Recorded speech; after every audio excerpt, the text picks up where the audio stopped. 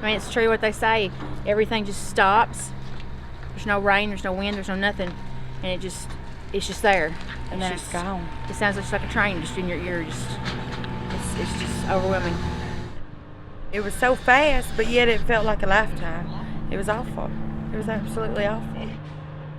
I'm from Mayfield, and the history, the little bit of history that was left is no more. And that what sucks the most, honestly.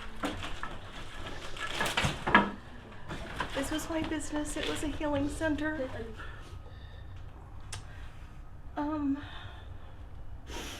It's just devastating. We don't even know what to say.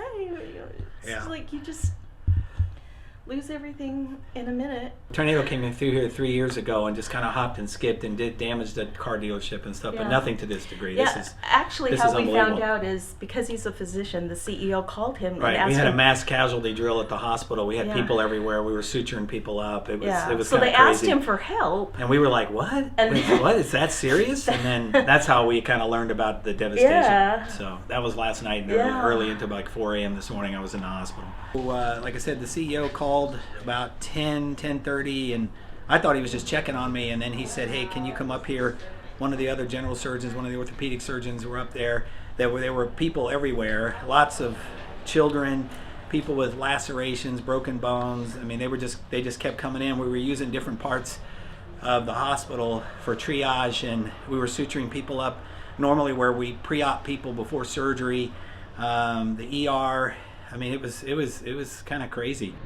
There people are live homes. up and down this street that are just completely without everything. They have nothing, absolutely nothing.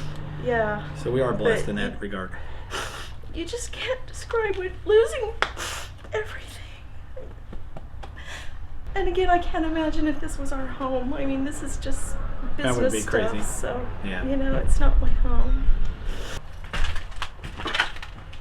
Yeah, this house was built in about 1916, and we came in and we had converted it and totally redid it. This is Merit Behavioral Associates. We've been here for, at least 13 or 14 years.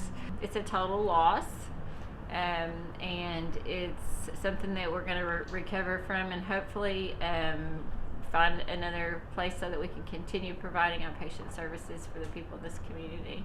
For years I've sat in this office, and I had this stained glass window here behind my desk, and my patients would sit on the sofa here and I'd sit over here, and this is where I did all of my work. And I just feel so fortunate that nobody was here and it happened at night, and that there wasn't a loss of life for any of our folks or for our employees here at Merit Behavioral Associates.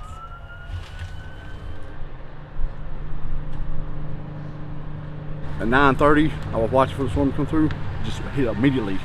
And we ran up in the bathroom, dived in the bathtub. It was crazy. I ain't never been so scared in my life. Me and my brother, we both dived in the bathtub and covered up with the door. It was crazy. Yeah. I kept thinking the house was gonna fall down on me. It was crazy. I'm talking about, it was shaking. The whole house was shaking. I thought it was in the backyard. My brother screaming, "The house is gonna fall!" I jerked him in the bathtub with me. I mean, it just tore the roof straight off her. I did not know. There was telephone poles all over the front yard. It was crazy. There were sparks flying from the cable. It was crazy. Yeah, it was for real. So.